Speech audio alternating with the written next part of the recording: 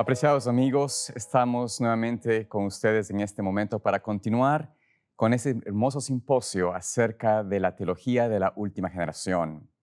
Estoy en este momento agradecido con el Señor que nos permite estudiar nuevamente este aspecto importante de lo que significa la perfección y la última generación.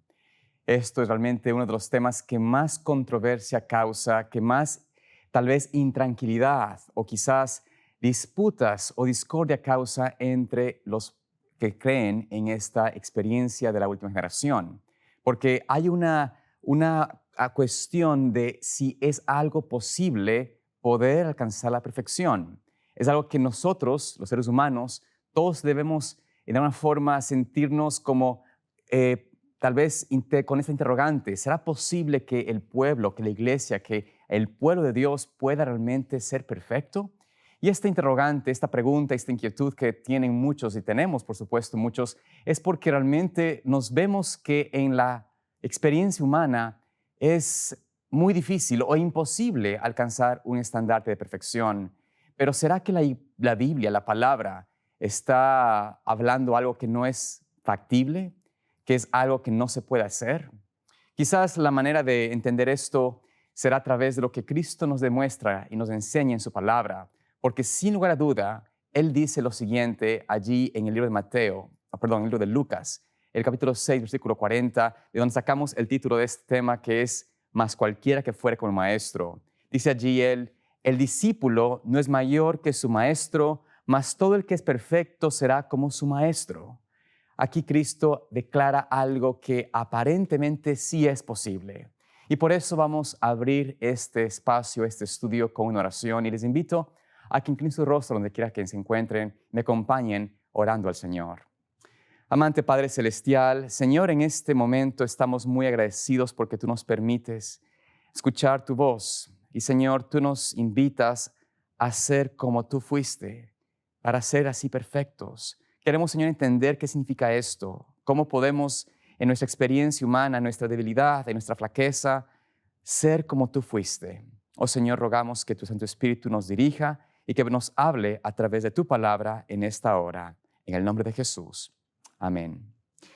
Hay una cita de la pluma inspirada que sin lugar a duda trae un aspecto de esta dimensión importante de lo que significa el pueblo de Dios en el tiempo del fin, tener que recibir o alcanzar una perfección no vista antes. Dice la sierva del Señor en el libro Palabras de Vida del Gran Maestro, la página 47, lo siguiente: Cristo espera con un deseo anhelante la manifestación de sí mismo en su iglesia. Cuando el carácter de Cristo sea perfectamente reproducido en su pueblo, entonces vendrá Él para reclamarlos como suyos.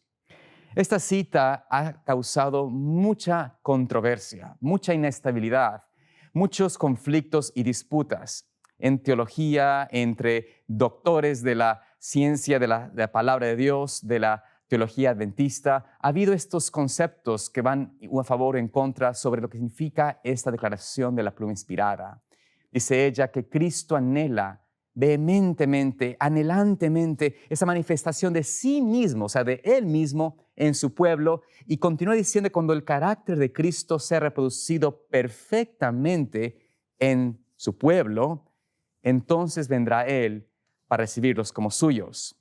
Y por eso tenemos que nosotros preguntarnos, ¿qué es lo que Cristo realmente espera de nosotros? ¿Está diciendo Cristo que lo que Él espera de su pueblo es algo que es imposible de cumplir? ¿Está Cristo simplemente aquí hablando de una ideología, de una experiencia netamente intelectual, de una promesa que no puede realizarse en la vida de las personas? ¿O qué es lo que Jesucristo realmente está diciendo cuando menciona esto? Y por eso vamos a hablar y ver lo que Cristo realmente dice de sí mismo, porque algo importante que tenemos que hacer es ir a la palabra de Dios. Hablar por hablar no nos sirve de nada si no vamos a la fuente viva que es la palabra del Señor. Y por ende, vayamos al libro de Juan, el capítulo 17, versículos 14 en adelante. Quiero leerles allí en la palabra del Señor lo que Cristo habló en esa oración que hizo en favor no de sí mismo, sino más en favor de sus discípulos, y también una oración profética hacia aquellos que vivirían en el tiempo final, aquellos que estarían en el tiempo de la última generación. Dice allí el Señor Jesucristo en oración al Padre: yo les he dado tu palabra, versículo 14, yo les he dado tu palabra y el mundo los aborreció porque no son del mundo, como tampoco yo soy del mundo.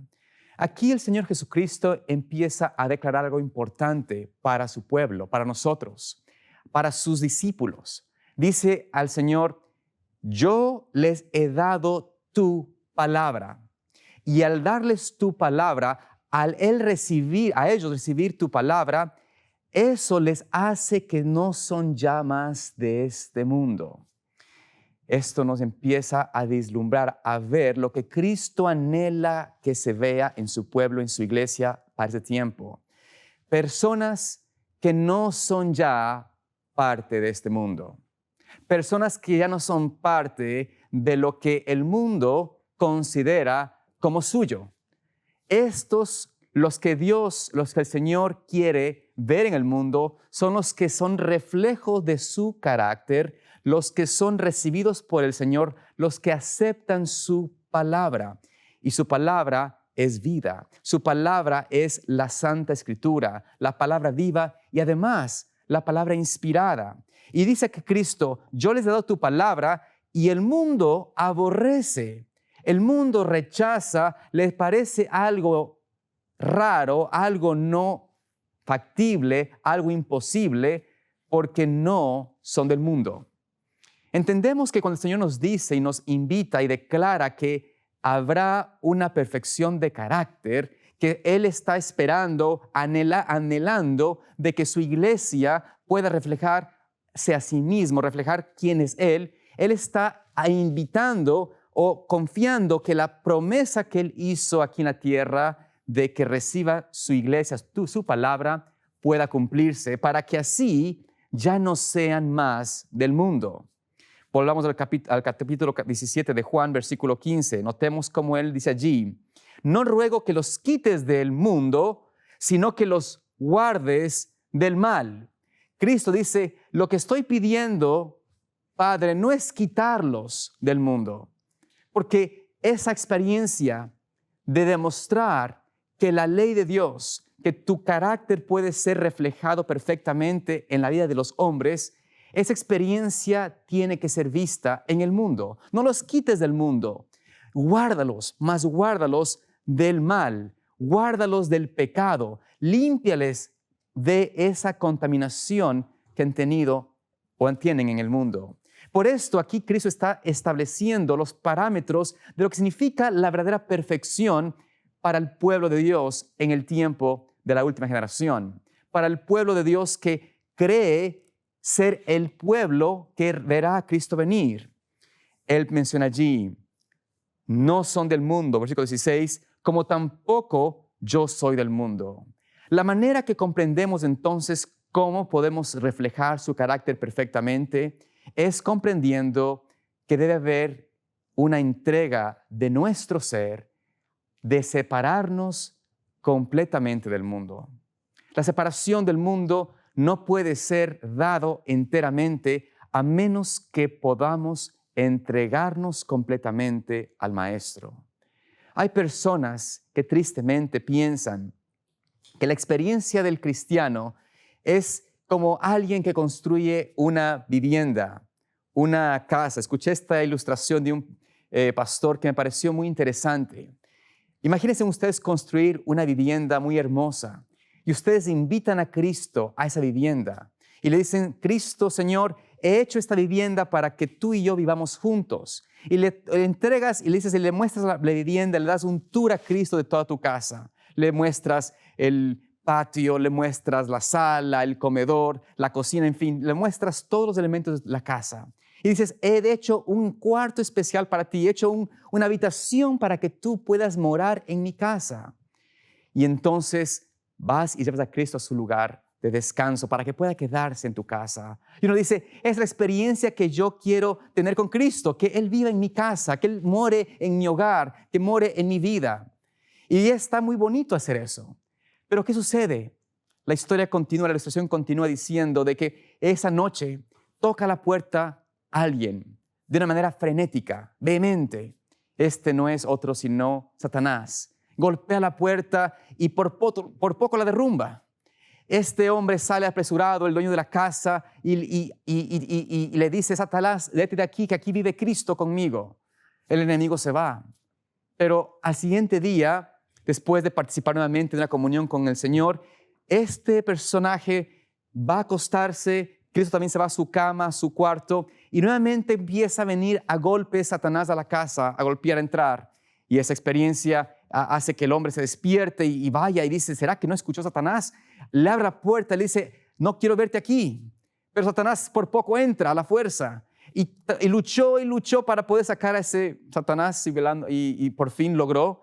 Y entonces la siguiente mañana, en la mañana al despertar, le dice a Cristo esta persona, Señor Jesús, ¿por qué es que no escuchaste a ese Satanás que venía aquí a atacarme, a romper la puerta, a entrar casi a la casa? ¿Acaso tú no pudiste venir y abrirme, ayudarme a luchar para que se vaya de la casa?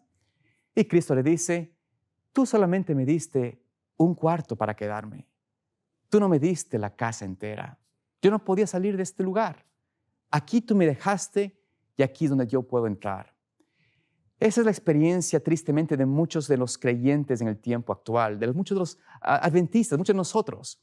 Damos a Cristo una parte. Queremos sí ser creyentes y nos entregamos a Él. Deseamos hacer su voluntad, pero le damos siempre una parte, más no toda la experiencia nuestra. Y por eso el mundo todavía fácilmente vive en nosotros. Nos jala, nos llena, nos apela, porque no estamos dispuestos a entregarlo todo al Señor. Estamos como en esta dicotomía de estar con Cristo, pero también estar con el mundo. Pensamos en nuestro futuro más en la tierra que en el verdadero, en el cielo. Nos deleitamos más con los placeres temporales, con lo que nos trae satisfacción temporal, y aunque cosas pueden ser buenas en sí mismas, como el hecho de ver a nuestros hijos educados, preparados para una carrera, pero enfatizamos tanto las cosas temporales que por ende el amor de la verdad no ha tomado posesión entera de nuestra mente y nuestro corazón, y por ende, si nos somos sinceros, como iglesia, como pueblo de Dios, hemos demorado demasiado el fin del conflicto, porque todavía amamos el mundo y no completamente a Cristo. Pero Cristo nos dice en su palabra, dice, no son del mundo. Aquellos que realmente reciben tu palabra, la reciben completamente, se entregan enteramente, no son del mundo, como tampoco yo soy del mundo. Y luego continúa diciendo, versículo 17 de Juan 17, santifícalos en tu verdad, tu palabra es verdad. Aquí está Cristo declarando cómo es la perfección posible. La santificación es ese aspecto que se produce a través de la palabra de Dios en nosotros. Pero ¿cuántos hemos tristemente dejado a un lado la lectura y el estudio personal de la palabra de Dios? Nos encanta escuchar palabra de segunda fuente. Y espero que no me malinterpretan, porque por supuesto estamos contentos de que nos estén mirando y contemplando allá en sus hogares.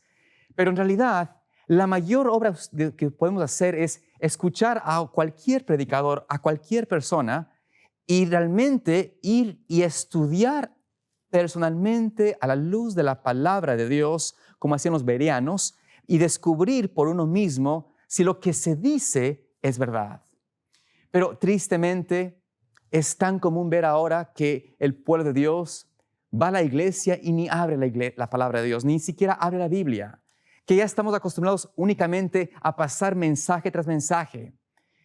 Caemos en engaños tan sutiles, a veces tan horrendos y tan claros, pero caemos en engaños, escuchando conspiraciones, teorías, escuchando a predicaciones, a temas que no tienen verdad en sí misma, pero porque suenan o tienen algo de palabra de Dios, decimos es verdad.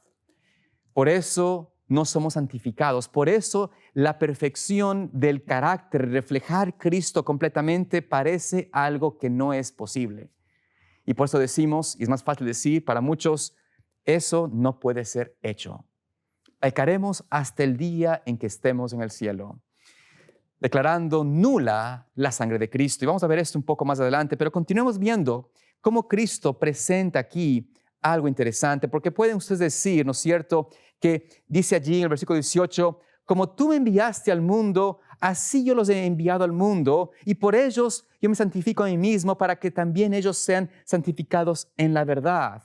Cristo mismo está declarando aquí que Él santificaba a sí mismo, se purificaba a sí mismo, su mismo sacrificio fue hecho perfecto, dice la palabra, para que así pudiese por un sacrificio salvar a muchos. Y de la misma manera como Cristo fue hecho perfecto en su sacrificio y dio esa experiencia, esa expiación perfecta en la cruz por el pecado y pudo convertirse en nuestro mediador al robar las vestimentas sacerdotales. Él nos dice, como yo estoy delante del Padre, como yo estoy intercediendo, como yo estoy allí día a día declarando, abogando en favor de mis hijos, yo también los envío a ellos a santificarse a través de la palabra, a través de la verdad, para que ellos sean santificados en la verdad, santificados en esa palabra viva. Si tú y yo no estamos estudiando la palabra, si no dedicamos personalmente tiempo a leer la Escritura, a leer la pluma inspirada por uno mismo, no podrás ser santificado. ¿Cuánto tiempo realmente dedicamos al estudio personal de la palabra de Dios? ¿Cuánto tiempo estamos buscando de Cristo esa experiencia de limpieza, de purificación, de santificación, de un reflejo cada día más de su carácter, mirando a Cristo, mirando su perfección, su amor, su sacrificio y entregándonos completamente a Él? Versículo 20 nos dice, porque ustedes pueden decir, alguno puede decir, bueno, esa oración fue para los discípulos, pero aquí Cristo dice, y no ruego solamente por estos, sino también por los que han de creer en mí por la palabra de ellos. Hablando en profecía, Cristo dice, esta declaración, lo que acabo de decir, lo que estoy aquí orando al Padre, es una profecía para el pueblo, no solamente mis discípulos aquí, pero específicamente también para aquellos que han de creer por la palabra de ellos. Porque la palabra que les di, que es tu palabra, será a través de ellos reproducida, repetida a lo largo de las generaciones hasta el momento donde la última generación, la última iglesia de Dios, deba reflejar perfectamente su carácter. Aquí Cristo empieza a declarar qué significa esta perfección. Versículo 21 dice, para que todos sean uno. Para que todos sean uno. Como tú, oh Padre, en mí y yo en ti, que también ellos sean uno en nosotros, para que el mundo crea que tú me enviaste.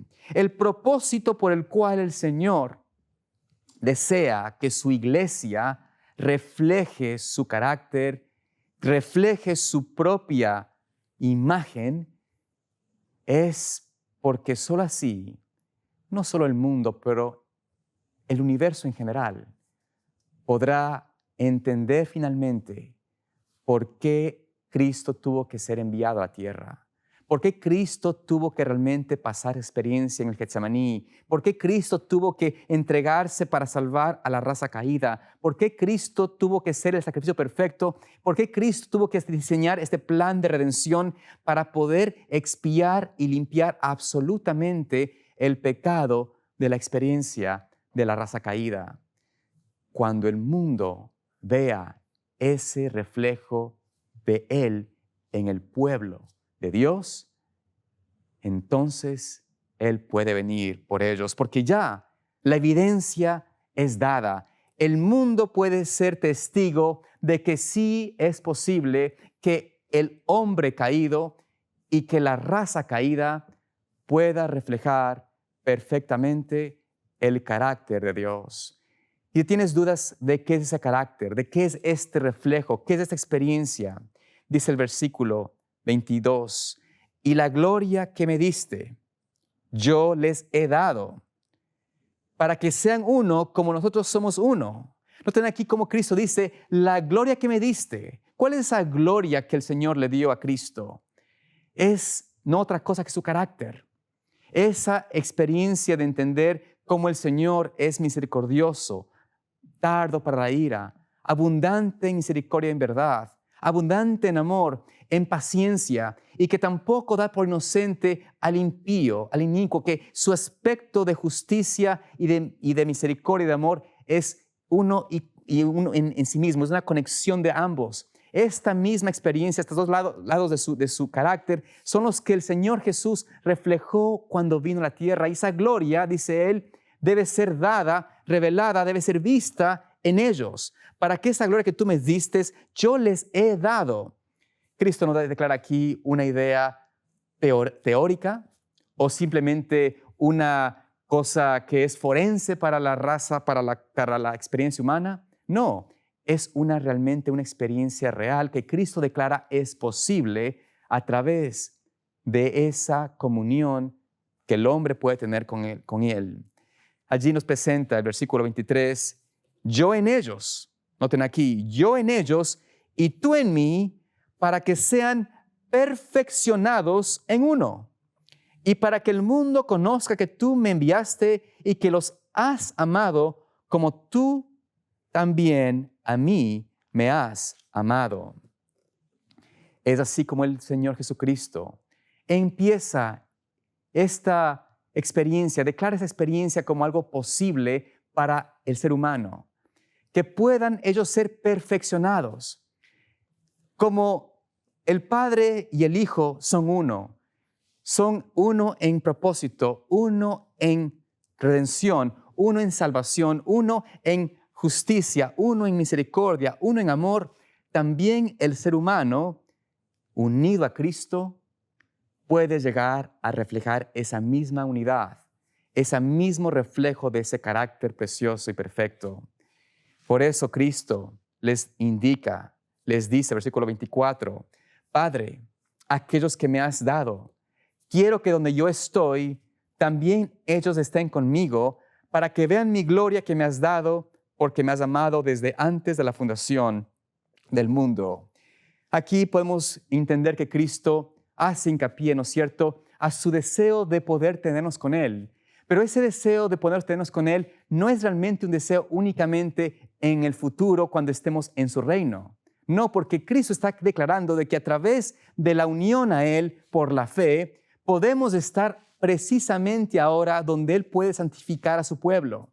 El momento de la santificación no es en el cielo, es el momento en el cual Él está haciendo la intercesión por nosotros, purificando, si lo permitimos, nuestras vidas, si nos unimos a Él, para que podamos estar con Él en el lugar santísimo. Donde Cristo está ministrando, Él dice, quiero que estén allí, quiero que estén ellos donde yo estoy, para que vean mi gloria y que de esa manera puedan ellos entender por qué me has amado desde la fundación del mundo. Cuando nosotros contemplamos esa gloria de Dios a través de la fe, a través de la experiencia que podemos entrar hoy mismo al lugar santísimo donde Cristo está intercediendo por nosotros, cuando entramos allí podemos nosotros ver su santidad, su gloria, ver su carácter y ser purificados, transformados, meditando y contemplando a nuestro amado Señor Jesucristo. Esta experiencia de perfección es algo que Cristo dice lo podemos hacer a través de Él hoy. Por eso el versículo 25 y 26 termina diciendo Cristo, Padre justo, el mundo no te ha conocido, pero yo te he conocido y estos han conocido que tú me enviaste y yo les he dado a conocer tu nombre y lo daré a conocer aún para que el amor con que me has amado esté en ellos y yo en ellos.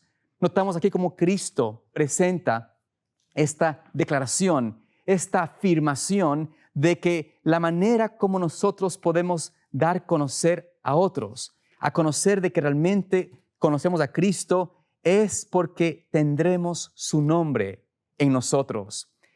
Si ustedes han leído, por supuesto que han leído en Apocalipsis 14, versículo 1, cuando habla el profeta Juan, apóstol Juan, mira y contempla la experiencia de este pueblo especial, de este grupo especial, que tienen el nombre del Padre en sus frentes. El nombre, ¿no es cierto?, escrito en sus frentes, es ese nombre que Cristo está diciendo pueden tener porque les he dado a conocer tu nombre, les he dado a conocer ese carácter que tú me diste, que yo tengo, que tú tienes.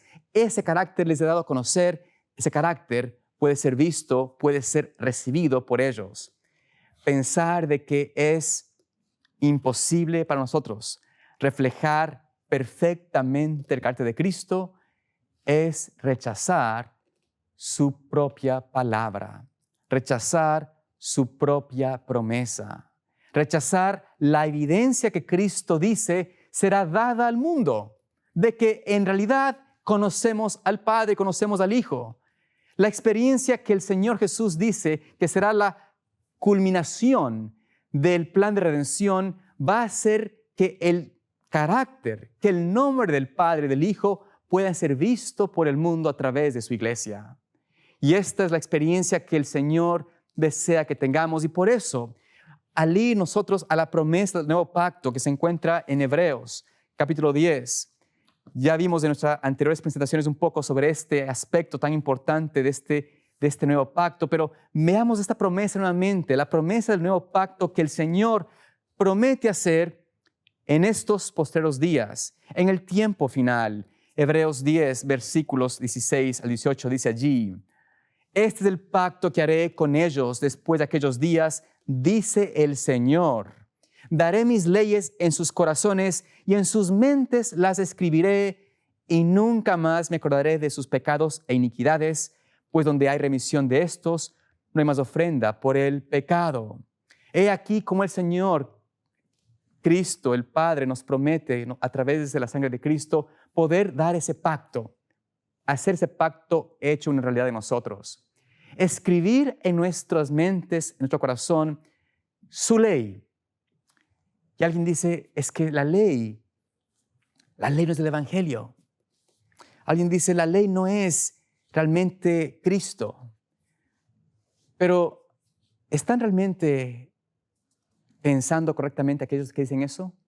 ¿Comprenden exactamente lo que están diciendo?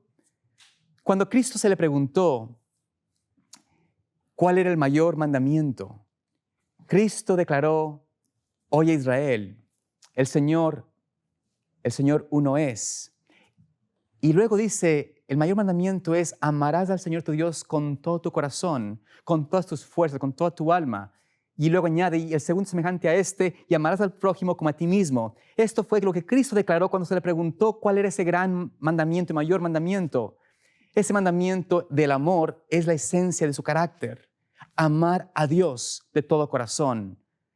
Amar al prójimo como a uno mismo. Tener el deseo de fluir en amor hacia otros. Eso es el carácter del Dios reflejado en nosotros. Y por eso, cuando entendemos lo que significa verdaderamente la ley, nos damos cuenta que lo que Dios dice que es el trasunto de su carácter, la ley de Dios, es realmente eso en nosotros. Poder escribir su carácter de amor a Dios y al prójimo en nuestras vidas. A tal punto de que en esa experiencia de poder escribir en el corazón del ser humano y reflejar su carácter perfectamente, Dios puede decir, declarar: mi obra de intercesión finalmente está cumplida. Puedo ahora decir, consumado es. Puedo decir ahora, he terminado. Ya hoy puedo sellar a este pueblo para la eternidad y puedo ahora sí borrar de mi memoria y la memoria de todos los pecados que cometieron estos, porque ya han sido sellados, ya han reflejado perfectamente mi carácter. Ya veo en ellos un reflejo de mí mismo. Esto es una declaración que Dios dice es posible, no porque el hombre lo puede hacer, Porque como dice la palabra, Cristo mismo lo dijo, lo que es imposible para el hombre, lo que es imposible para el ser humano hacerlo en sí mismo, lo que es imposible en nuestras fuerzas hacerlo, para Dios todo le es posible. Y la declaración de la perfección para el pueblo del tiempo del fin, para la última generación, es esta: reflejar el carácter de Dios, poder vencer todo pecado por la gracia de Cristo. Y por eso Cristo nos invita a entender quiénes son los que reciben esta promesa. ¿Quiénes son aquellos que reciben esta promesa de recibir justamente esta experiencia de reflejar su carácter, que pues posible por su gracia transformarnos a su semejanza? Volviendo a Hebreos 10, versículo 19, dice allí: así que, hermanos, teniendo libertad para entrar en el lugar santísimo por la sangre de Jesús, por el camino nuevo y vivo que Él nos consagró a través del velo, esto es, por su carne, y teniendo un gran sacerdote sobre la casa de Dios, acerquémonos con corazón sincero, en plena certidumbre de fe, purificando los corazones de mala conciencia y lavando los cuerpos con agua limpia. Mantengamos, dice allí, firmes sin fluctuar, la profesión de nuestra fe, que fiel es el que prometió. Y considerémonos unos a otros para provocarnos al amor y a las buenas obras, no dejando de congregarnos, o nuestra congregación, como algunos tienen por costumbre, sino exhortándonos unos a otros, y tanto más cuando veis que aquel día se acerca. Es así como el Señor nos está invitando, nos muestra aquí que podemos acercarnos a través del velo, que es el cuerpo de Cristo, a través de ese sacrificio de Cristo, entrar al lugar santísimo por la fe, y allí podemos recibir esa transformación necesaria, esa perfección del carácter de Cristo en nuestras vidas.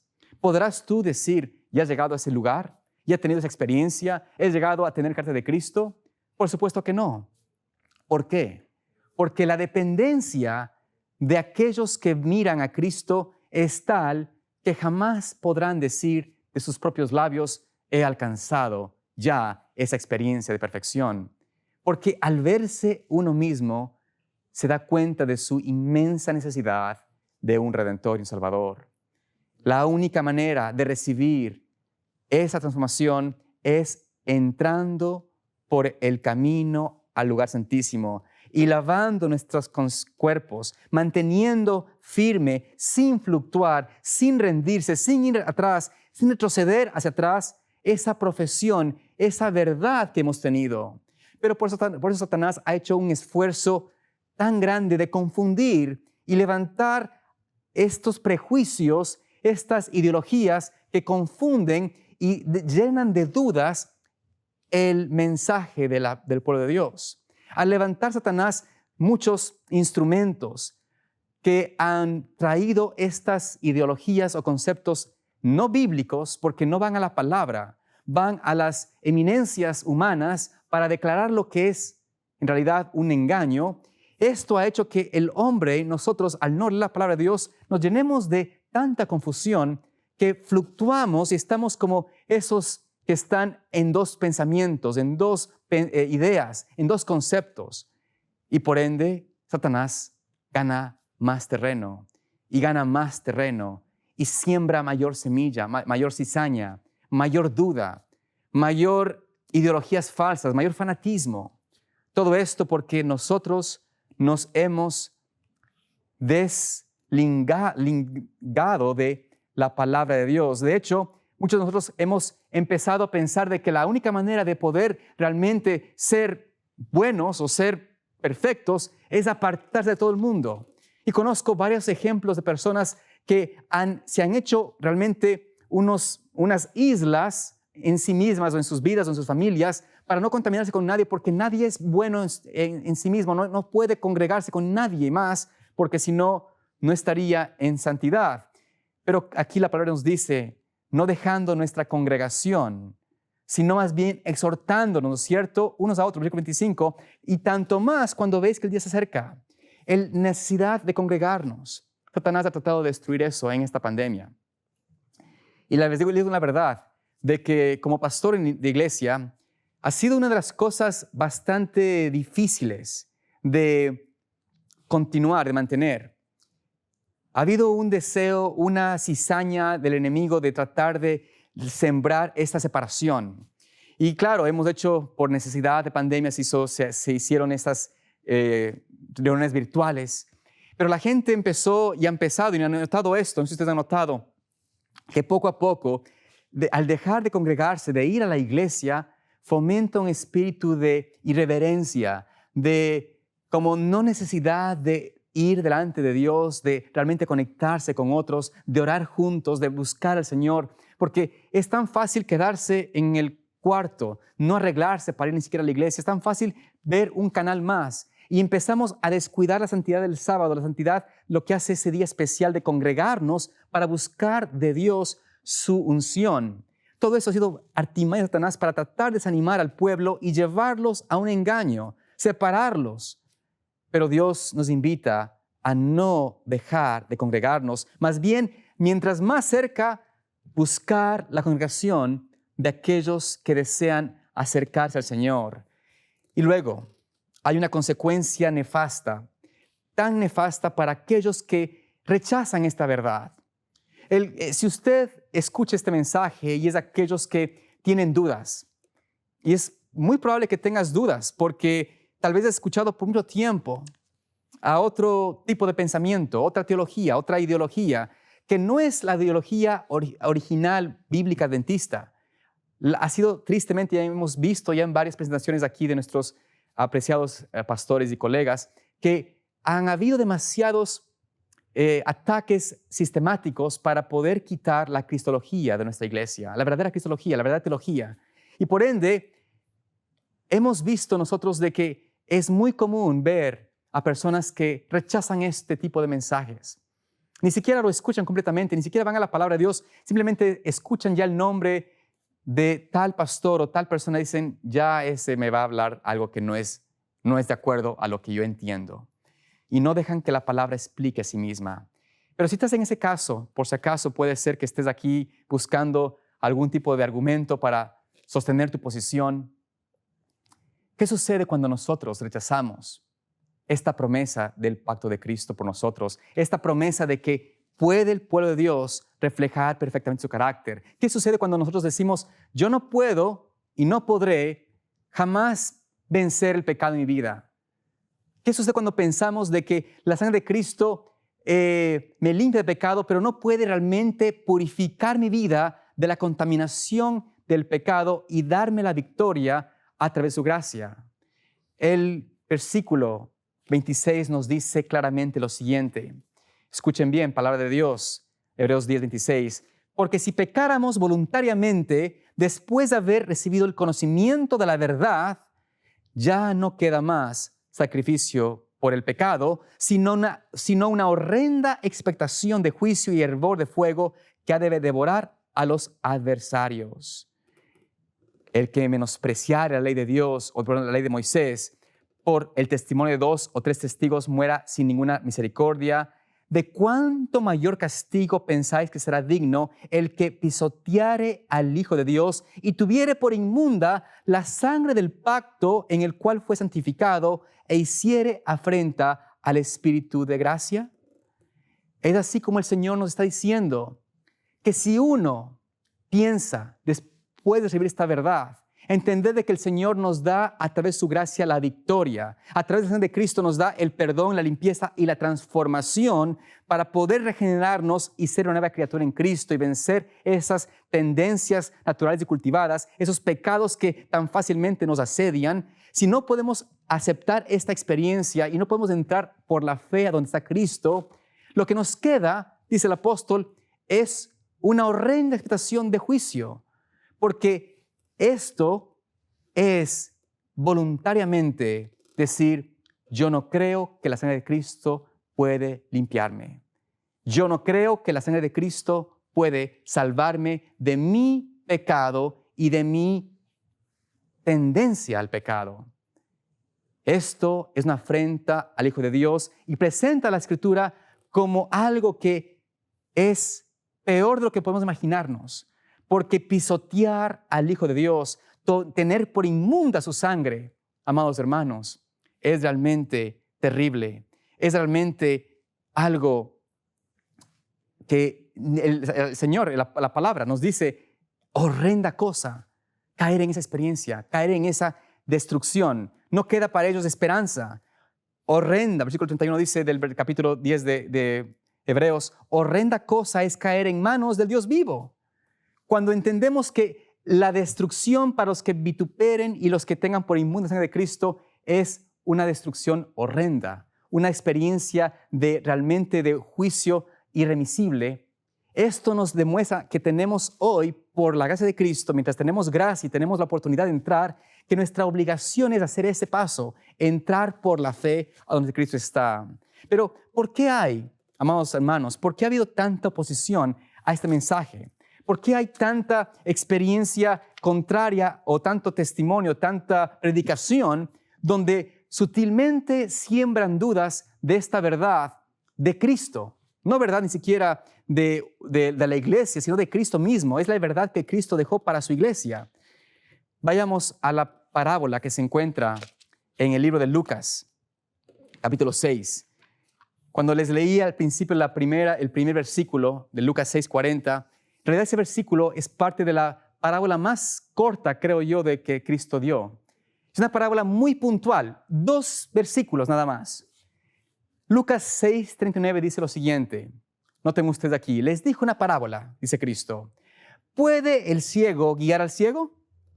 Aquí Cristo hace una interesante parábola porque es algo que no se ve, no es una historia verdadera. Bueno, puede haber que haya un caso de un ciego que siga otro ciego. Tal vez ahora con la tecnología uno puede decir, hay ciegos que siguen otro ciego, ¿no? Pero en realidad Cristo está haciendo aquí una parábola de algo que no hace sentido. Pero dice aquí, ¿puede un ciego guiar a otro ciego? Si es que un ciego siguiera a otro ciego, ¿qué sucedería? Dice, ¿no caerán ambos en el hoyo? ¿Cuál es el problema de nosotros hoy en día? ¿Por qué hay tanta oposición a esto? Porque hemos, tristemente, estado mirando a ciegos. ¿A ciegos? Dicen ustedes, claro. Porque cuando dice la palabra que si no se predica o no se habla a la ley del testimonio, no hay luz en ellos, ¿qué significa eso? Alguien que es ciego.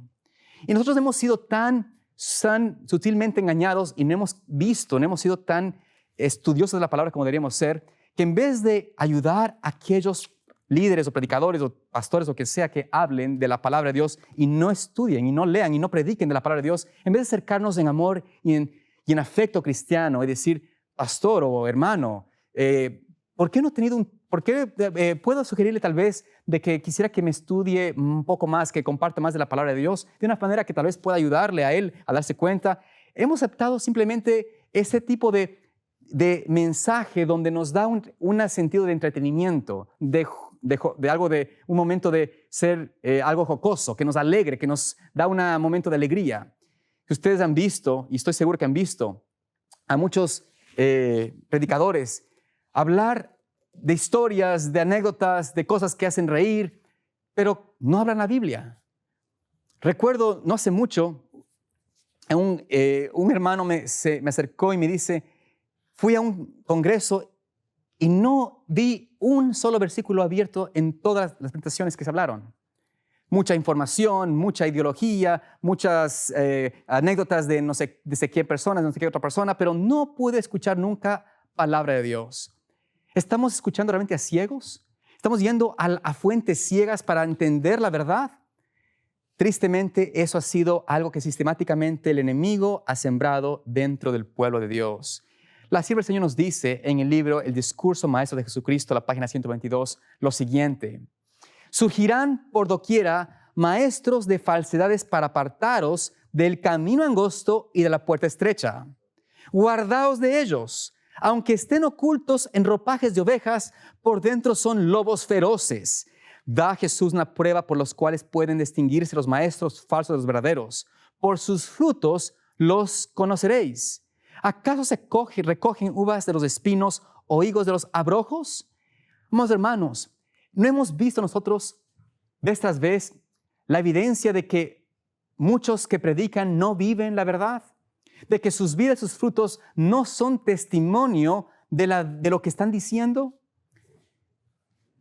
Hace unos años atrás tuve un amigo, adventista por supuesto, que se acercó a mí y me preguntó, y me dijo si yo se había escuchado a uno de sus favoritos predicadores. Él era un apologista de renombre. No era adventista, así que eso ya para mí sembraba algo de duda, pero él me decía, me encanta escuchar cómo esa persona predica.